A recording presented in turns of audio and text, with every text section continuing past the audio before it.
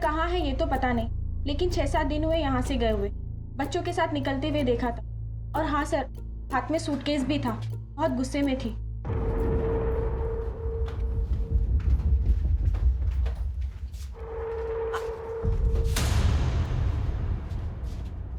Sir हमने बाद में राजेश से भी पूछा। राजेश, आमला कहाँ गई है? वो हमारे गांव गई है बदायूं। अचानक से? बताया नहीं उसने। सब ठीक तो है ना आप दोनों के बीच? हाँ सब ठीक है। वो अचानक उसका जाने का प्लान बन गया ना, तो इसलिए शायद बताना भूल गई होगी।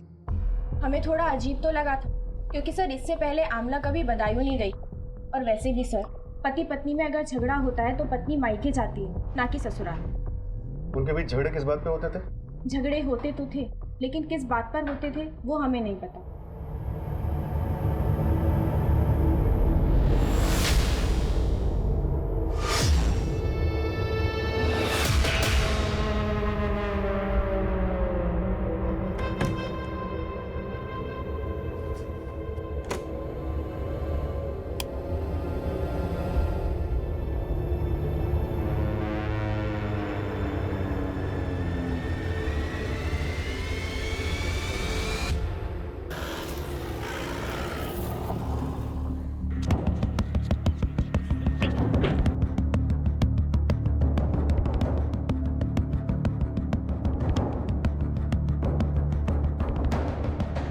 पुलिस टीम ने इस उलझे हुए केस को सुलझाने की कोशिश में दिन रात एक कर दिया था, पर यह मर्डर मिस्ट्री दिन पर दिन उनके लिए उलझती ही जा रही थी। सर, पोस्टमार्टम रिपोर्ट के हिसाब से राजेश को जब जलाया गया तब वो काफी नशे में था। मतलब साफ है कि उस वक्त राजेश के साथ कोई था जिसने उसे पिलाया और फिर नशे की हालत में जलाकर मार दिया।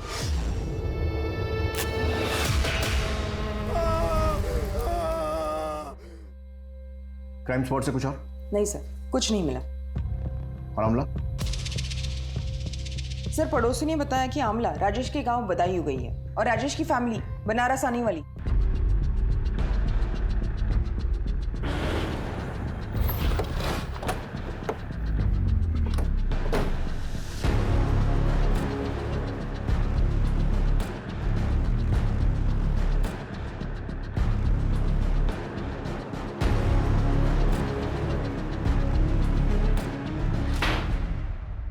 इंस्पेक्टर राजेश कुमार को मारने के लिए किसको भेजा? क्या बोल रहे हैं सर आप ये? देख सर, ये एक्टिंग कहीं और जाकर दिखाना। तेरी पूरी हिस्ट्री है हमारे पास, तो सीधे सीधे बता कि तेरे किस आदमी ने राजेश को मारा है। सर वो सब हमें कुछ नहीं पता है। हमें बस इतना पता है कि राजेश ने हमें 2 गन दिए थे, और वो सब मैं पहले ही बता चुका हूँ। सोचने का मौका दे रहा हूँ, सच सच बता दे, नहीं तो अपने तरीके से उगलवा लेंगे। दुबे, अपने सोर्सेस को इसके लोगों की कुंडली निकालने में लगा दो। Right sir.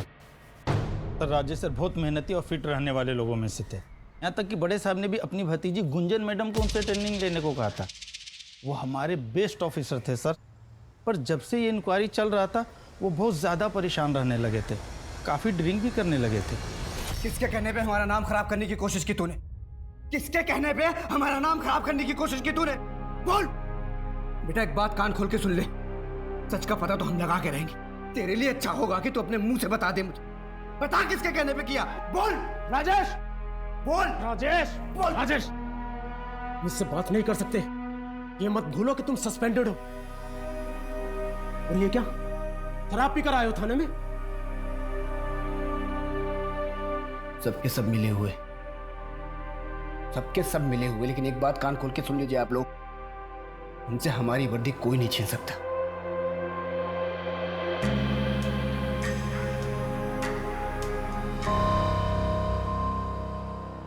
अच्छा, राजेश की थाने में बाकी सब लोगों के साथ कैसी बनती थी? बाकी सब लोग के साथ तो ठीक ही था, पर अजय सर के साथ शुरू से उनका 36 का आंकड़ा था। क्या बकवास कर रहा मेरे बारे में तू? हाँ, क्या बकवास कर रहा तू? कॉलर छोड़ा पहले। क्या बकवास कर रहा है? अकेला क्या पूरे थाने को पता है? सर दोनों में काफी हाथापाई भी हुई थी। राजेश सर बहुत गुस्से में थे, किसी की भी नहीं सुन रहे थे। बात क्या थी वो तो नहीं जानते सर, पर इस लड़ाई के बारे में सभी को पता है। हाँ हुई थी झड़प, लेकिन हमने उसे कुछ गलत नहीं पूछा था। मतलब? थाने में सबको खबर थी कि राजेश सुनील सर के भतीजे गुंजन के साथ कुछ ज्यादा ही समय बिता रहा है। हमने बस वही पूछा था उससे। राजेश और उसकी पत्नी के बीच में झगड़े चल ही रहते। एक झगड़े के गवाह तो हम खुद हैं। अरे पहले तो तुम घर आते थे हमारे हाथ का खाना खाने के लिए भाग भाग के, अब क्या हो गया है? और इतना ही नहीं, हमारे कांस्टेबल ने राजेश को सुबह सुबह गुंजन के घर से निकलते हुए भी देखा था। ठीक, ये तो है राजेश की कहानी। अब अपनी कहानी सुना। राजेश से दुश्मनी की वजह? सर कोई जाति दुश्मनी नहीं थी। एक वर्क प्लेस में दो कॉम्पिटिटर्स के बीच में जैसा होता है, सिर्फ उतना ही। कॉम्पिटिटर्स? और वो गन्स वाले केस में राजेश का इन्वॉल्वमेंट? उसकी लाइफस्टाइल देख के कोई भी बता देगा कि वो उस मामले में जरूर इन्वॉल्व होगा। उसके खर्चे उसकी कमाई से दुगना थे। आपकी भतीजी गुंजन इस वक्त कहाँ है? उसका एक्सीडेंट हो गया था, इसी वजह से वो लीव पर है अपने होम टाउन लखनऊ में। लेकिन आप गुंजन के बारे में क्यों पूछ रहे हैं? त्यागी जी, हमने सुना है कि गुंजन और राजेश के बीच में काफी नजदीकियां थी। देखिए, राजेश एक शादीशुदा बाल बच्चेदार आदमी था और गुंजन एक पढ़ी लिखी समझदार लड़की है। पहली बात तो ऐसा कुछ हुआ नहीं, और अगर ऐसा कुछ होता भी तो आपको नहीं लगता कि मैंने टैकल कर लिया होता? माफ़ कीजिए, मेरी कोर्ट में पेशी है, मुझे निकलना होगा।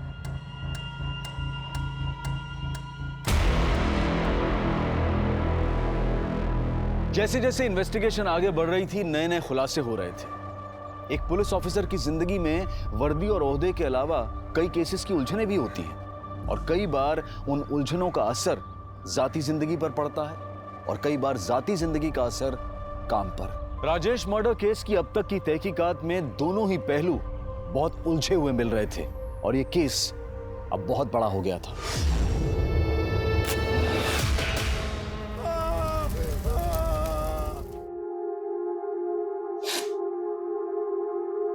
राजेश की पत्नी नहीं है आपके साथ? सर, सुनने में तो आया था कि वो आजकल यही बनारस में। बनारस में? लेकिन हमें तो पता चला है कि वो पिछले हफ्ते बदायूं चली गई थी। ये क्या बात कर रहे हैं सर? 6 महीने हो गए जब से डिवोर्स की बात चल रही है। वो बोला यहाँ बदायूं क्या करने आएगी साहब? 6 महीने? लेकिन 1 महीने पहले तो राजेश ने अपने बेटे का बर्थडे सेलिब्रेट किया था। सर, राजेश का कोई बेटा नहीं, उसकी एक बेटी है। यही है ना राजेश का परिवार? नहीं साहब, ये राजेश का परिवार नहीं है।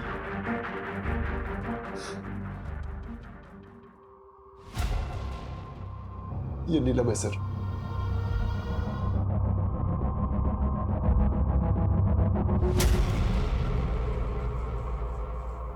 तो क्या नीलम दूसरी औरत के बारे में सही कह रही थी?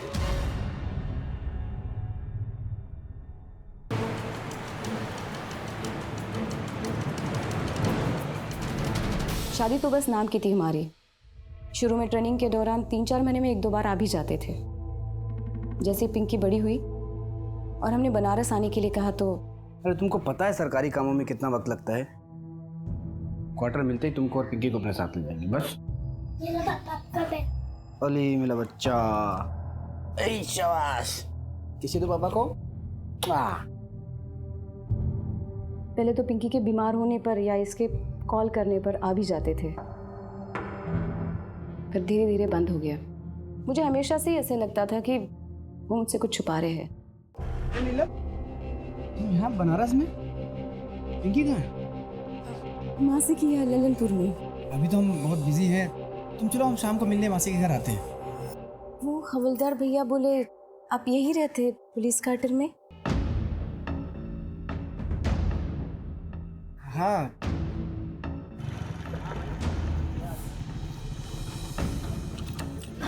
टाइम नहीं हुआ क्वार्टर मिले को।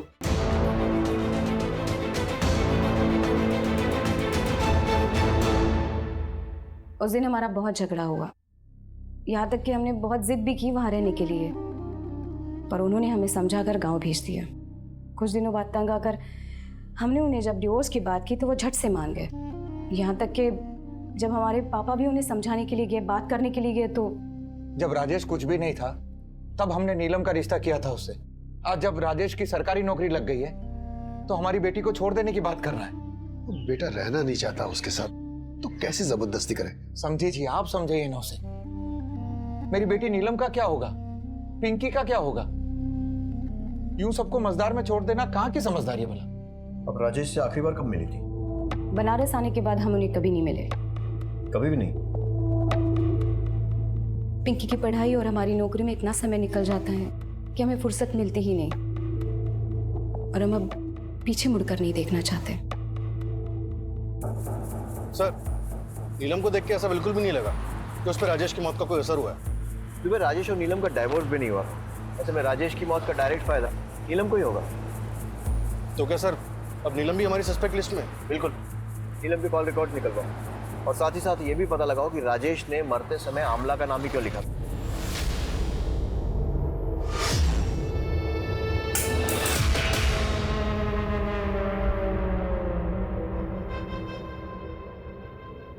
कहते हैं कि हर इंसान के कितने मुखौटे होते हैं ये वो खुद भी नहीं जानता। राजेश के कितने मुखौटे थे? अगर नीलम राजेश की पत्नी थी तो फिर अमला कौन थी? अमला का नाम राजेश ने मरने से पहले लिखा था। क्या वो कोई क्लू था, या फिर राजेश को अमला की चिंता थी, या वो अपने कातिल की तरफ इशारा कर रहा था? पुलिस के लिए गुत्थी सुलझने की बजाय हर कदम पर और उलझती जा रही थी। जिस अमला को पुलिस अब तक राजेश की पत्नी मानकर चल रही थी वो कोई और ही थी। पर कौन थी वो और कहां थी? और क्या राजेश की मौत में उसका कोई हाथ था? सवाल कई थे और पुलिस हाथ आती हर इंफॉर्मेशन से तार जोड़ने की कोशिश कर रही थी। सर, पता चला आमला राजेश की वाइफ ही नहीं है। क्या? यस सर, इतने दिनों तक राजेश हम सबकी आंखों में धूल झोंकता रहा, और पता नहीं कौन कौन सी कहानियां सुनाई थी उसने हम सबको।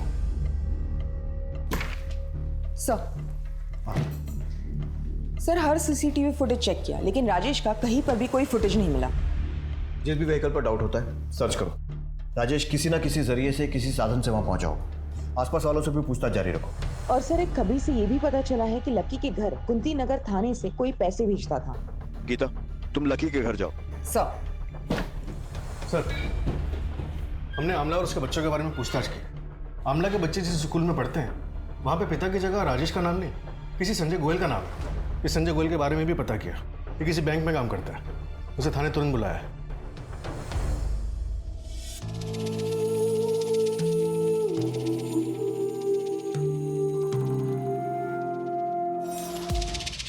सर, हमारा तलाक 2 साल पहले हो गया था। आमला का हमारी माँ के प्रति व्यवहार बिल्कुल अच्छा नहीं था। हमने बहुत कोशिश की बदलने की कि सब कुछ ठीक हो जाए, लेकिन वो नहीं बदली। बहुत जिद्दी है। आमला, तुम्हें किसी भी चीज की जरूरत हो, कोई भी हेल्प चाहिए तो मुझे बेझिझक बोलना। झिझक? झिझक कैसी? तलाक के बाद तो ये हमारा हक है। बस तुम पैसे टाइम से भिजवा दिया करना। अम्मा की दवाइयों का बहाना लगा लगा के ना हर बार की तरह कटौती मत करना, वरना हम नहीं फिर कोर्ट बात करेगी तुमसे, समझे? हम अक्सर आमला से और अपने बच्चों से मिलने उसके घर जाते थे, और एक दिन मम्मी कहाँ है तुम्हारी? मम्मी अंदर है। अच्छा, क्या मजा नहीं आ रहा? मैं भी तो सुनूं। नजदीक बताता ऐसे नहीं आती नजदीक। बहुत दिनों से कुछ गिफ्ट नहीं लेकर आए।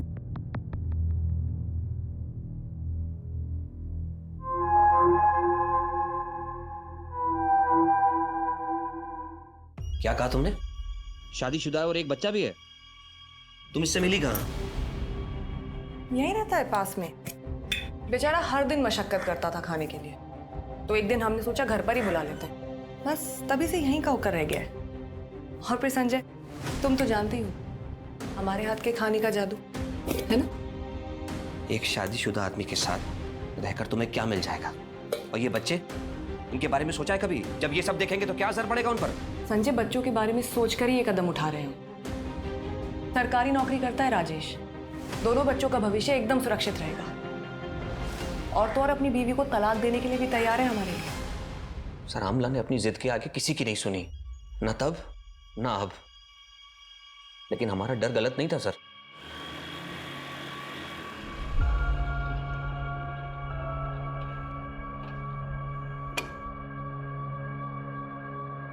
क्या हुआ आमला? मुझे क्यों बुलाया? उसको अब हमें इंटरेस्ट नहीं रहा है। हमने तुमसे पहले ही कहा था वो तुमसे शादी नहीं करेगा। तुम ही सपने देख रही थी शादी की उससे। राजेश पुलिस में है, अच्छा कमाता है, अच्छा दिखता है। अब इस उम्र में भला राजेश से बेहतर 2 बच्चों के साथ हमको और कौन मिलेगा? हम नहीं थे तुम्हारे पास?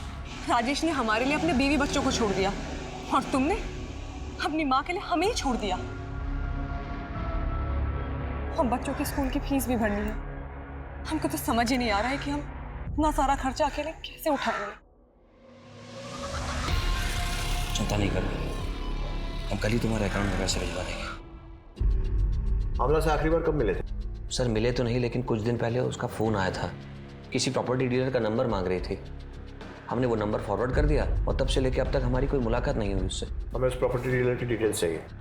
जी। नंबर बोलो। दुबे, इस प्रॉपर्टी डीलर से बात करो। मैं गुंजन से पूछताछ के लिए निकलता हूँ। Right sir.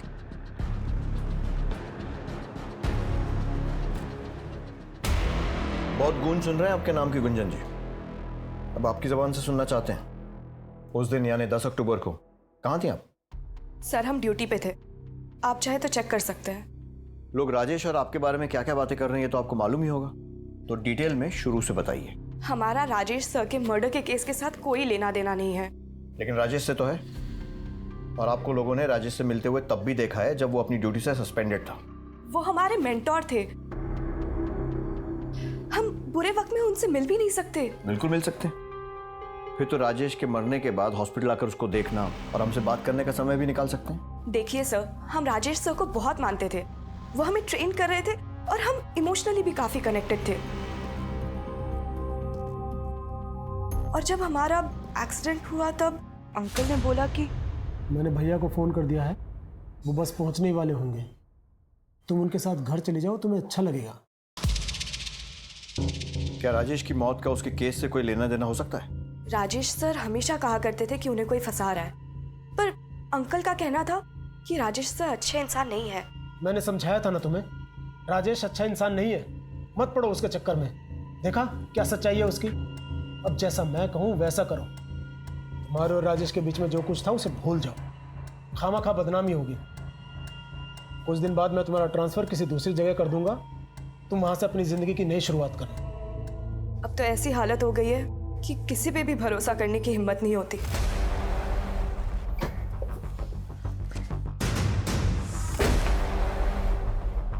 इन्हें पहचानते हो? उन्हें तो कुछ दिन पहले ही मकान किराए पे दिलाया था। एड्रेस क्या है? लिख के दो।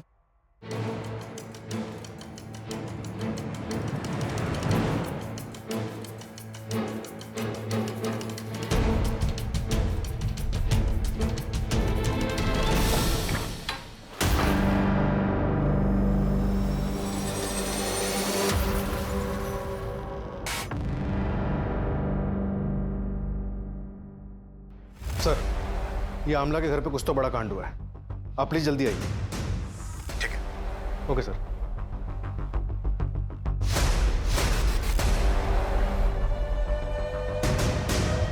दस अक्टूबर की रात को क्या आपने इस आदमी को यहाँ आते जाते देखा? वैसे तो देर शाम कोई आता जाता नहीं, लेकिन हाँ, जब हम घर को वापस जा रहे थे तो हमने देखा कि स्कूटर पर दो लोग आए थे और अंधेरे में जा रहे थे। आप और कुछ बता सकते हैं उन लोगों के बारे में या फिर उस स्कूटर के बारे में? नहीं मैडम जी, क्या है, अंधेरा बहुत था और साफ सुथरा दिखाई नहीं पड़ रहा था, लेकिन हाँ, हम ये जरूर कहेंगे कि हमने स्कूटर का कलर सफेद देखा था। सर, आमला ने राजेश को यहाँ जख्मी किया और उसके बाद उसकी बॉडी को जला दिया। पोस्टमार्टम में किसी भी जख्म का जिक्र नहीं है, लेकिन ये क्राइम सीन देखकर लगता है कि अकेले आमला का काम तो नहीं हो सकता। जरूर कोई ना कोई था जो उसकी मदद कर रहा था।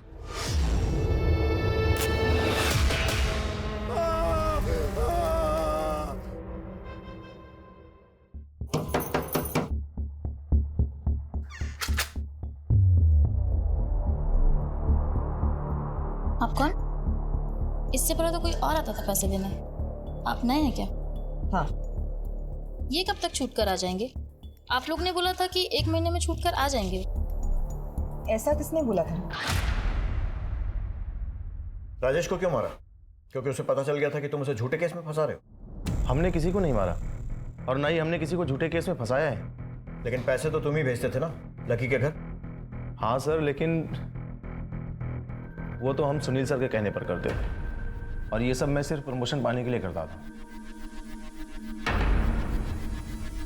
आपके पास क्या प्रूफ है कि मैंने ये किया? त्यागी जी, अजय अपनी नौकरी बचाने के लिए आपके खिलाफ सारे सबूत देने को तैयार हो गया, तो आप भी टाइम वेस्ट किए बिना खुल के बता दीजिए सच क्या है। जी करता है यूं ही तुम्हारे सामने खड़ी रहूं, लेकिन बाय, कल मिलते हैं।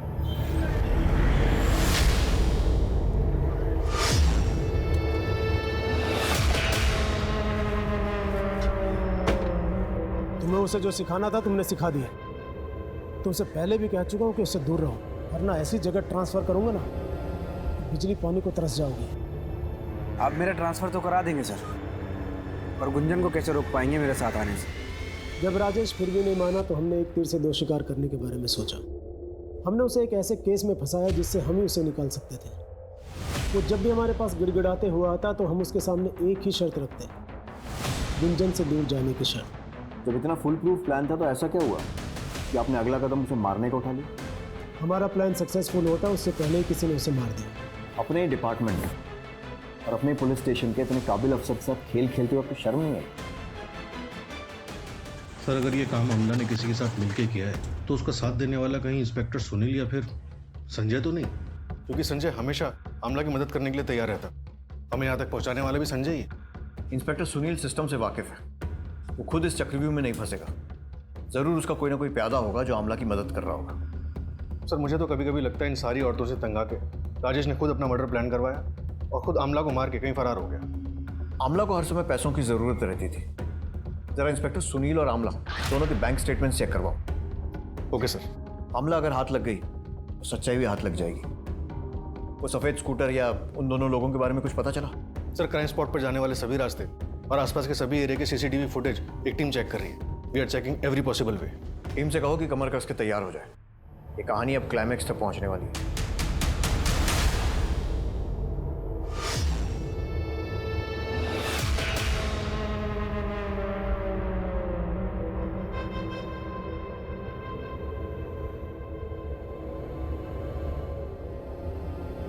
बहू, बच्ची को लेकर तुम घर आ जाओ।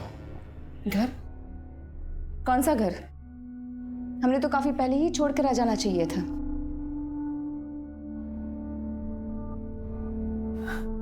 ऐसा ना कहो बहू कि ये बच्ची राजेश की आखिरी निशानी है। आखिरी निशानी? इस बच्ची को लेकर इस शहर में जब हम अकेले उसकी जिम्मेदारी उठा रहे थे तब कहा था आपका प्यार। लोग नौकरी देने के लिए जिस्म का सौदा करने की मांग कर रहे थे। एक अकेली औरत का इज्जत से रहना कितना मुश्किल होता है आप नहीं जानते। बेहतर है कि आप यहां से चले जाइए। पुलिस ने अपनी तहकीकात में कोई कसर नहीं छोड़ी थी। आए दिन कुछ नए खुलासे हो रहे थे। कभी ऐसा लगता था कि राजेश की हत्या में कोई प्रोफेशनल एंगल है और कभी ऐसा लगता था कि पर्सनल। केस घूमते घूमते एक चक्रव्यूह का रूप ले चुका था और ऐसे में पुलिस को एक और झटका मिला और इस चक्रव्यूह की गति को दुगना कर गया।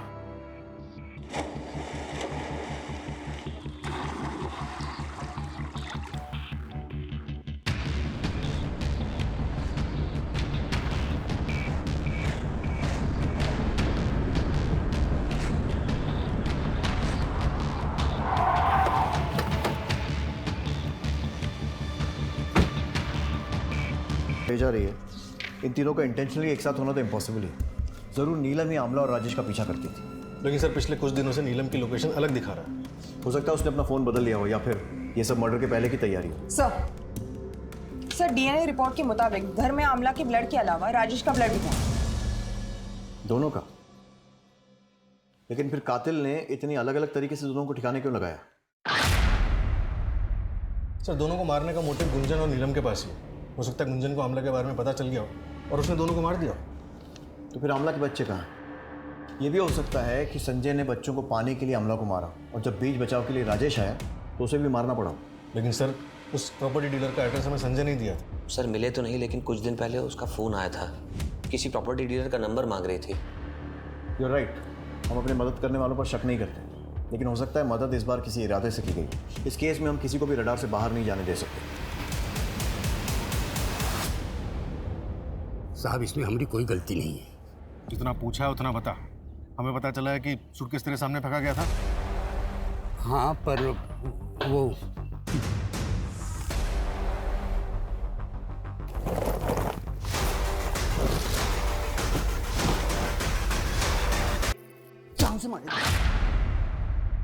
फिर थोड़ी देर बाद राजेश दोनों बच्चों को घर से लेके बाहर गया। हम उसका पीछा किए तो देखें बच्चों को वो कुमार नगर में अपने दोस्त के घर पे छोड़ा और वापस आते हुए उसकी कार में एक सूटकेस लेके आया। लगभग 1-1.5 घंटे के बाद वो वही सूटकेस लेके दोबारा घर से बाहर गया।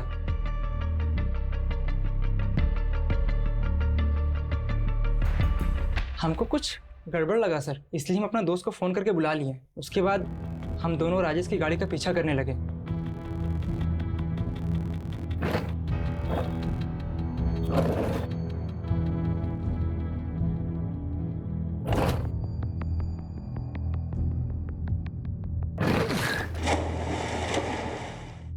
वो किसी का नहीं था सर, वो अपने फायदे के लिए किसी को भी छोड़ सकता था, किसी को भी मार सकता था।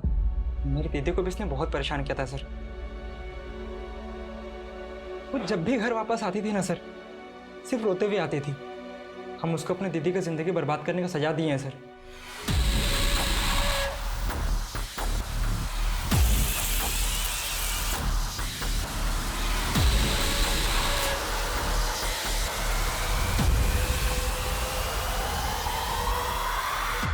और ये सोचे हो कि सजा देने के चक्कर में तुमने खुद को कितनी बड़ी सजा दी है, और उससे भी बड़ी सजा दी है अपने परिवार को।